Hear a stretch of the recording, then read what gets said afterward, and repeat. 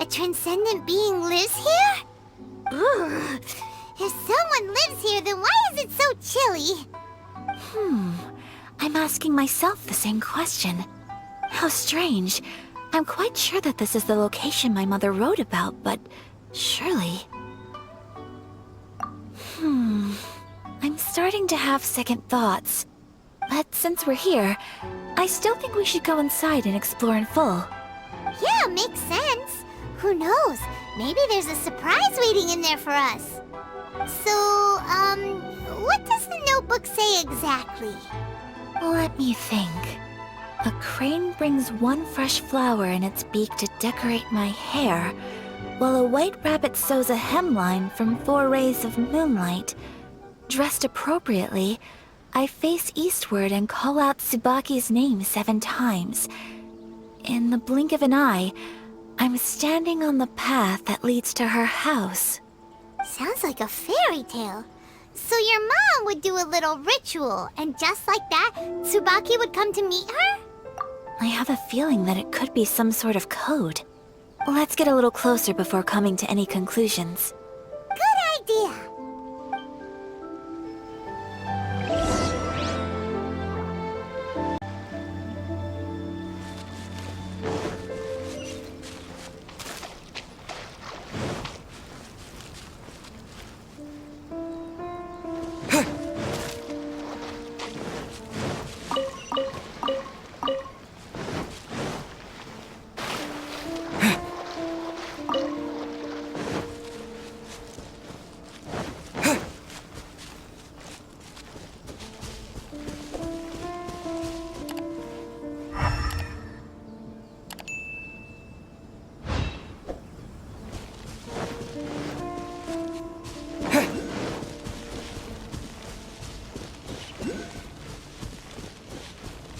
There are some bushes on the rocks in here.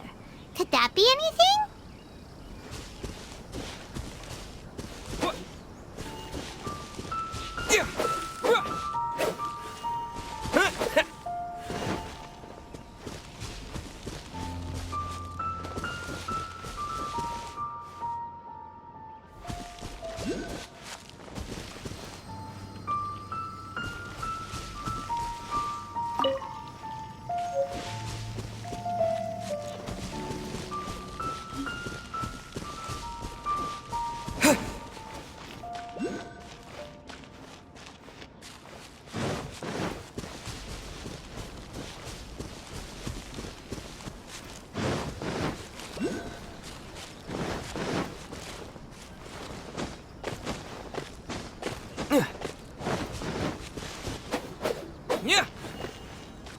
White rabbit sews a hemline from 4...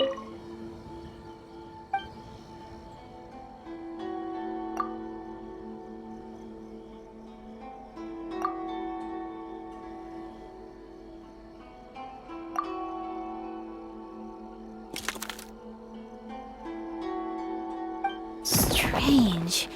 There's nothing in here. Let's keep looking around.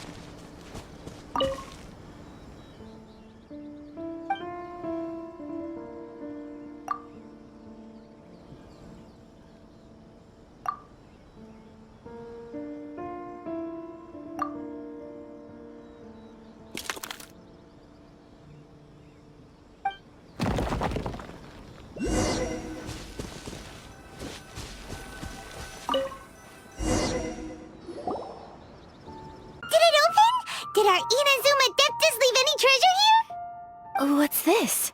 Huh. Looks like a book. It seems to be another notebook. Could it be Tsubaki's notebook? Let's step back outside now. The atmosphere here is different than I'd imagined. Somehow, it makes me a little reluctant to open the notebook. Paimon knows what you mean. Reading in low light is really bad for your eyes. Come on, let's get back outside.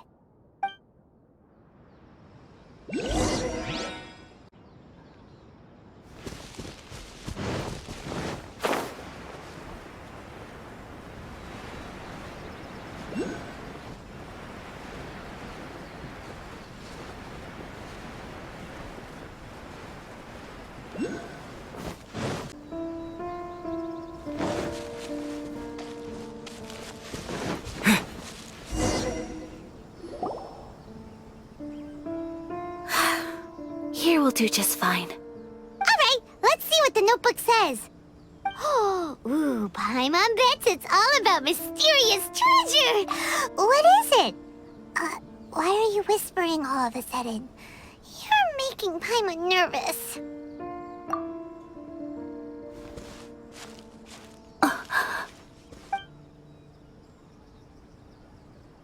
Oh, you want to let Ayaka read the notebook without distraction. Seems whatever's written in there must be pretty major after all.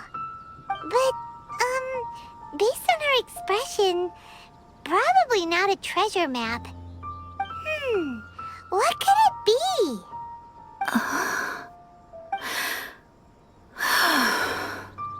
Traveler, Paimon, sorry to keep you waiting so long. No worries, it wasn't long at all. You're a very fast reader. Yes, I have. I think I have to share the truth of this notebook with you both, even though the contents are completely different than what I was expecting. Different how? You mean it wasn't a Fox Envoy who wrote this? Not a Fox Envoy, no. It turns out that Tsubaki's real identity is my mother herself. Huh? Surprised? Me too. But that's what it says at the very beginning of the notebook. Tsubaki and I are the same person, and yet we are different. When I become Tsubaki, I stop being Kamisato Kayo and become the most ordinary woman in the world. What follows in these pages is the ordinary, everyday life of a regular person. Nothing more, nothing less. This notebook is, for the most part, a collection of my mother's musings, both private and trivial. All of the things we thought were about Tsubaki were in fact about my mother herself. So, that means that the kimono design and the international dishes are things that my mother wished to try, yes. I'm sure this all sounds utterly bizarre to you, but to me at least, my mother's behavior is completely understandable. Or to put it another way, I actually have another side to myself as well. I was at a loss for words when I started reading the contents of the notebook. It almost felt like someone had looked inside my mind, examined my thoughts, and then written them all down on paper. Ayaka. From the moment my mother married my father, she became the mother of the Kamisato household, and with that came all sorts of duties. At the same time, the prestige of the Yashiro Commission brought its own share of responsibility. On top of that, every action she ever took was seen as representing the Kamisato clan. People were always watching her. Under such circumstances, she never had much time to do the things she really wanted to do. After my father passed away, Ayato and I took over responsibility for the affairs of the clan. We ran into all sorts of difficulties during that time. I'm not sure if people outside the clan could ever imagine what it was like. Every time I found myself up against a difficult issue, I'd ask myself, did my mother go through this too? What would she have done in this situation? Maybe it's because it had been so long since I last saw her, but somehow, all that was left of her in my mind was the side of her that inspired awe and commanded respect. But my image of her was incorrect. When I read this notebook, I realized she was just like me. Underneath whatever position she may have held, she was just an ordinary person. She liked pretty kimonos. She wanted to try food from different places. She yearned to see sights she'd never seen before. Maybe this all sounds immature to you, but I feel just the same way. I want to live life not as Kamisato Ayaka, but as an ordinary woman. Mother wrote that she'd always wanted to go to a local Inazuman festival. She said that sometimes, on a clear night, if you looked out from our house, you could see lights off in the distance. I've seen those lights too. It looks so lively with so many people. And it's so brightly lit, it makes the whole sky glow. Of course, sometimes it does make me a bit anxious from a public order perspective. But for someone of my position to just show up at a festival with no warning, it could be considered improper etiquette. Especially in my parents' generation, when the Yashiro Commission didn't have a particularly close relationship with the populace. Even if no one stopped us, the idea of the Yashiro Commission going out into the crowd, it'd certainly draw some strange looks. People would probably start thinking there was trouble afoot. Mother said that she didn't want to put people on edge. She wanted everyone to enjoy the fun and freedom of the festival. She didn't want to disturb them, and didn't have much free time anyway, so she never went. Not even once. Aw, so the kimono design, that must have been the outfit she planned on wearing if she ever did go to a festival, right? That's right. And sometimes, festivals sell international food. She wanted to try that too. I hope this isn't a disrespectful thing to say, but I never knew my mother was so in touch with her inner child. Well, that's not disrespectful at all. Paimon thinks your mom was the best of both. A big softie on the inside and a big sense of responsibility on the outside. Without knowing it, I've ended up fulfilling several of my mother's wishes already.